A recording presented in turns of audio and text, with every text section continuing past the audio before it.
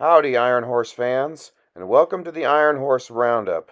In this very special episode, we have a special guest. You want to introduce yourself, Robert? Yeah, sure. Hi, I'm Robert Couch. I'm here with of course Iron, of course, and in this episode we are visiting the Frisco Railroad Museum in Frisco, Texas. Also known as the Museum of the American Railroad. This is the first episode to be filmed in Texas, and we will be showing off the different locomotives and rail cars of the Railroad Museum, as well as take a look at a spectacular G-scale layout known as Traintopia. And let me tell you guys, you are in for a real treat. The museum has more than 70 pieces of steam, diesel, passenger, electric, and freight railroad equipment sitting on 15 acres, making it one of the largest historic rail collections in the U.S. Guests may walk through some of the equipment and go on guided tours. Due to time constraints, I will only be covering the best equipment in the museum, but you may learn about all the other stuff by going to the museum's website. Now let's get started on the tour of this fine train museum located in Frisco, Texas, just outside of Dallas, Texas. All aboard!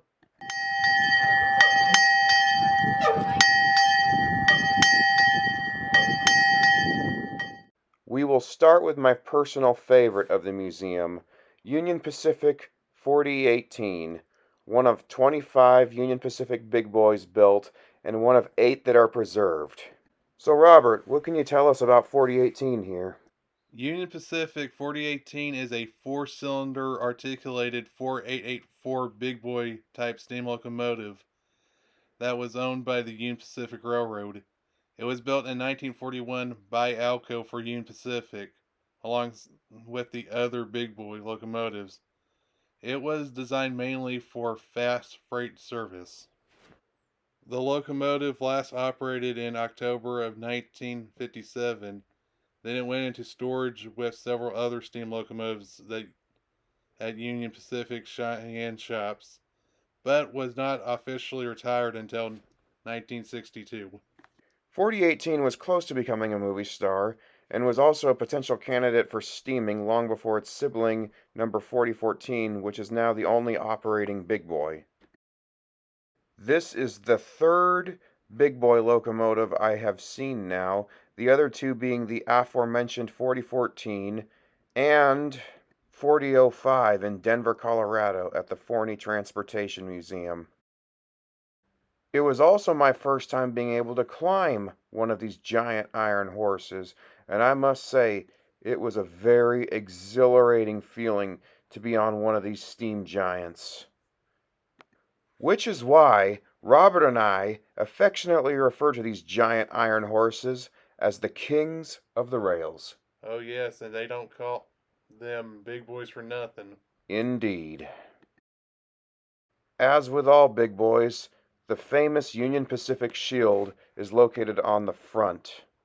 I always thought that kind of looked like the Route 66 highway shield. Yeah, it kind of does, doesn't it? Now, if you take a look at the Challenger locomotives, which are the younger sister of the big boys, you will notice that their shield is on the smokebox front. Big boys located either below the headlight and above the cowcatcher. In this picture of Robert's HO scale models, Big Boy is on the left and the Challenger is on the right. And they are the models of 4014 and 3985. While I was standing on the front of this mighty iron horse, a modern-day iron horse of the BNSF variety came by, hauling a freight train, as the museum is located right next to the BNSF main line. Let's take a look.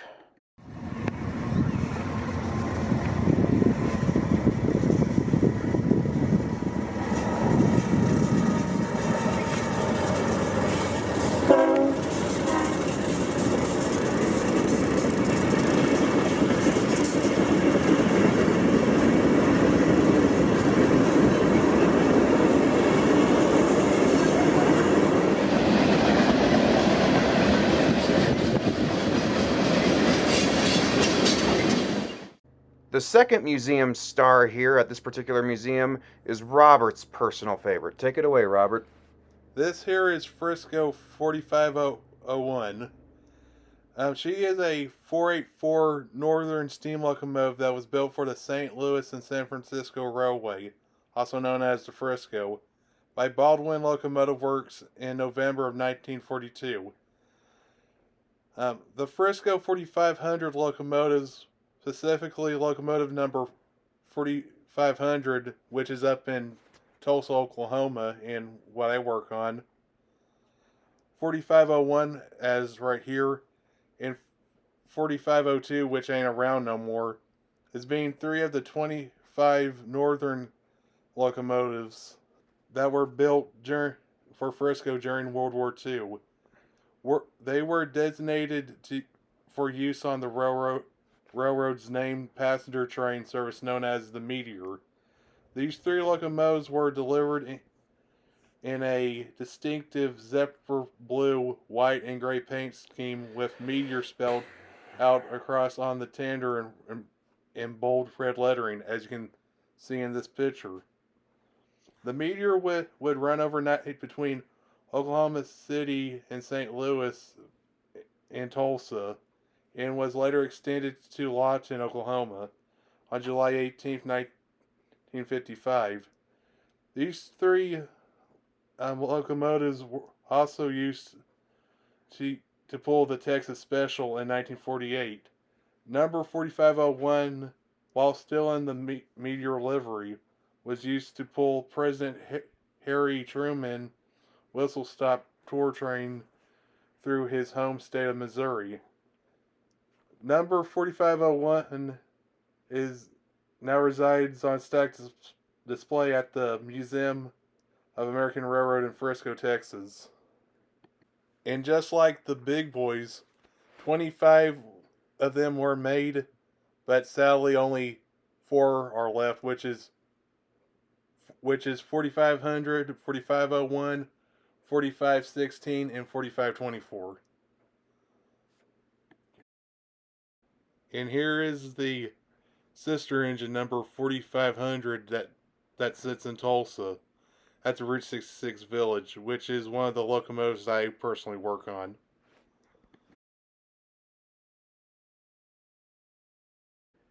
Thank you, Robert. Now, the third steam locomotive at this museum is Frisco number 1625. Frisco number 1625 is a 210-0 decapod type steam locomotive built in 1918 by the ALCO for the Russian government as a broad gauge locomotive, or 5-foot gauge. But due to the Russian Revolution, it was kept in the USA and later converted to standard gauge and given to the Pennsylvania Railroad before being purchased by the Frisco Railroad. It was assigned as a mixed traffic engine on the railroad until the end of the steam era in the 1950s. After its withdrawal, it was sold to the Eagle Pitcher, who used it to haul lead ore to a smelting plant. It continued operating until the mid-1960s and was later donated to the Museum of the American Railroad, where it was put on static display and remains there to this day.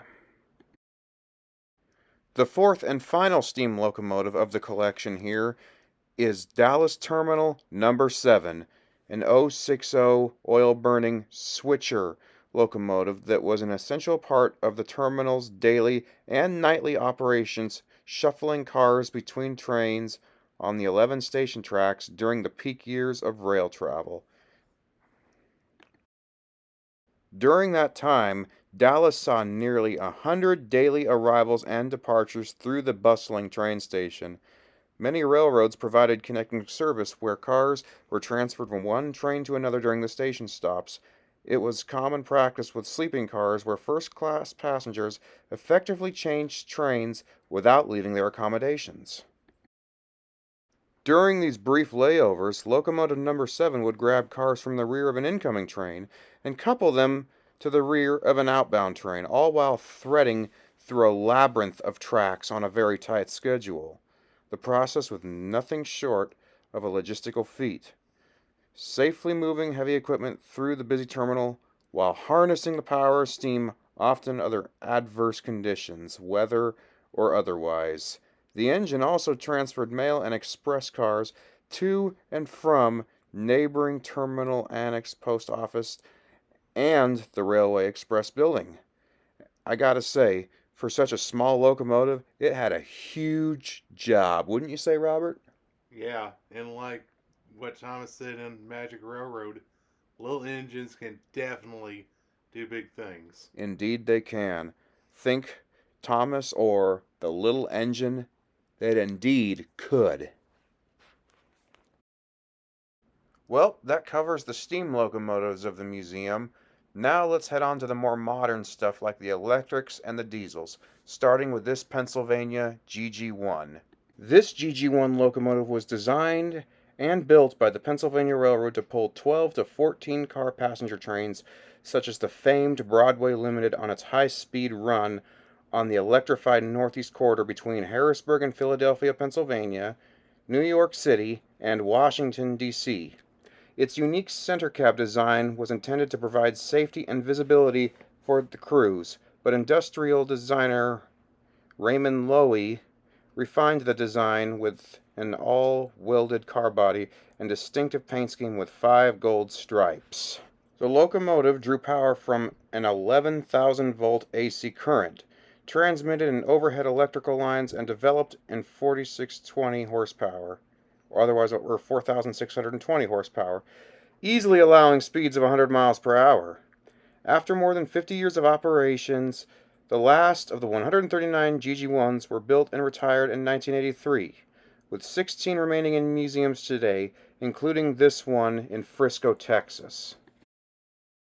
This particular locomotive was well known for pulling the funeral train of Senator and presidential candidate Robert F. Kennedy from New York to Washington, D.C. on June 8, 1968, when thousands gathered trackside to pay their last respects. Amtrak later renumbered this locomotive from 4903 to 4906. The locomotive was obtained in a trade with the New York Central Museum in Elkhart, Indiana. Next up is Santa Fe 49, an EMD F7. Unfortunately, I couldn't find a lot of info on this particular locomotive, but I will talk about the series F7s that it is part of. The F7s are part of a series of diesel locomotives from the early days, built from February of 1949 to December of 1953. And they were one of the units that put steam out of business, but I guess it had to happen. They were particularly popular on the Atchison, Topeka, and Santa Fe Railroad and were used to haul the flagship trains of those railroads, such as the El Capitan and the Super Chief. This particular one, I did find out, was originally built for the Canadian National, but later sold to the Santa Fe. These Santa Fe war bonnets perhaps were the most iconic American railroad paint scheme in history. They're certainly my favorite on them old diesels. Indeed. So yeah, whenever you see like a Lionel model of this, or any other model, they are the most common model trains out there. Take my word for it. These streamlined diesels of the early diesel days are perhaps among my favorite early diesels because I just love the streamlined look of them, and they are truly an icon of American railroad history, regardless of what railroad they are on, but especially the Santa Fe. Oh, indeed they are. This next unit is an interesting one. This is known as the Santa Fe Doodlebug M160. Built in 1931 by the Brill Motor Car Company as a gas electric, the M160 had major rebuilds in 1948 and 1952 when it was fitted with a diesel engine and components of Santa Fe's first E1 passenger locomotive. The M160 spent much of its life on Santa Fe's vast network of rural branch lines, initially operating between Amarillo, Texas, Carlsbad, New Mexico, and later used on the Wichita, Kansas, San Angelino, Texas route. Its last service was between Carlsbad and Clovis, New Mexico on trains 25 and 26, the Cavern, painted in red and silver war bonnet paint scheme used for passenger locomotives and pulling round end chair observation number 3197. M160 was retired in December of 1966 and stored at Clovis until the donation of both the M160 and 3197 in January of 1969. Hello guys, Robert back on the mic here, and this is the Union Pacific Centennial unit number 6913. The DDX-40 or Centennials were built in 1969, and they are basically two big diesels in one, similar to how the Big Boy is two engines in one.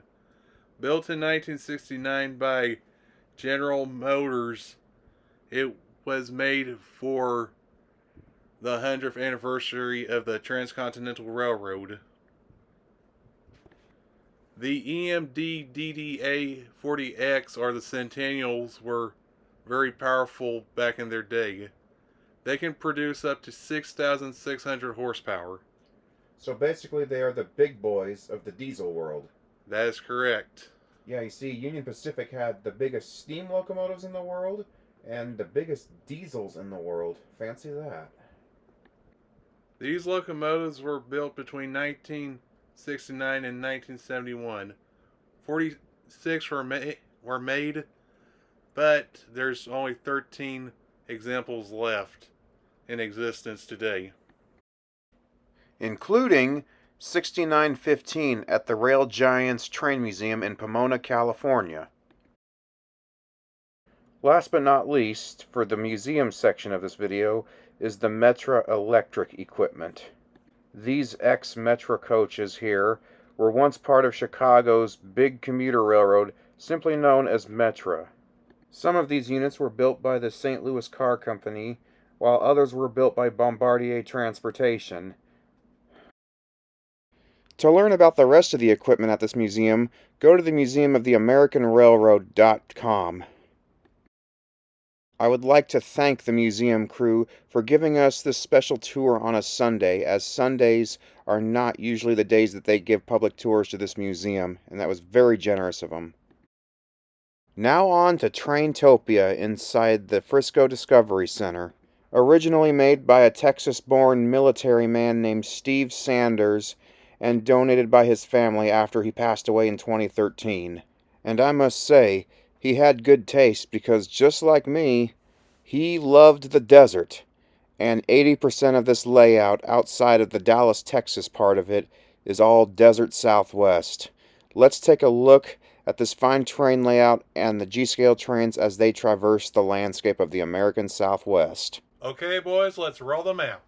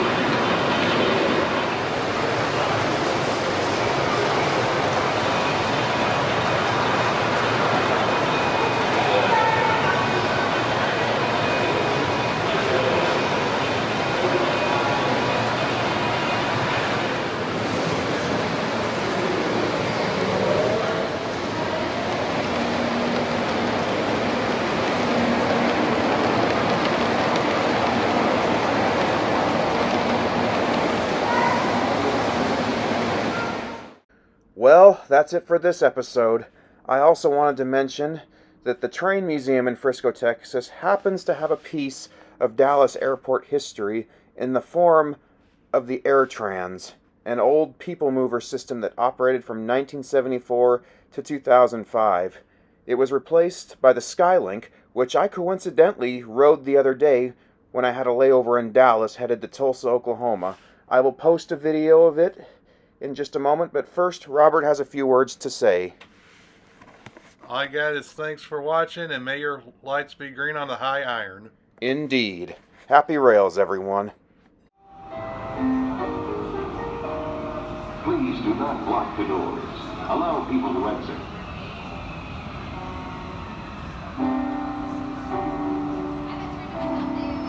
She's like doing right on the gap. That's pretty bad. Because she must have been, yeah, she must have been doing that the whole line. My hair's all slicked back all the time. I was thinking about it. So,